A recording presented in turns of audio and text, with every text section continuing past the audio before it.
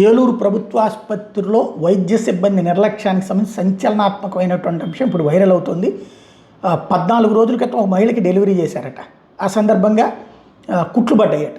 అయితే ఆ కుట్లు విడిపోయిందట. సుబ్బలక్ష్మి అనేటటువంటి బాలింత నరకయాతన అనుభవిస్తుందంట. 5 రోజులు అయిందంట ఆ కుట్లు విడిపోయి. డాక్టర్లు పట్టించుకోవటం లేదంటూ ఆ బాధితురాలు మీడియాకి చెప్పడంతో ఇప్పుడు సంచలనమైంది. వైద్యులు నిర్లక్ష్యంగా సమాధానం చెప్తున్నట్టు బాధితులు ఆరోపిస్తున్నారు.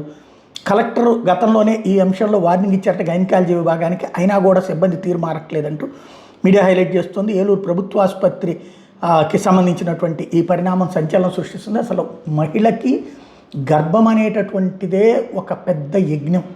మనం అందరం పుట్టింది, ప్రతి మగవాడైనా ఆడదైనా అటు ఇటు కాని వాళ్ళైనా ఎవరైనా సరే ఒక తల్లి గర్భంలో నుంచినే పుడతారు.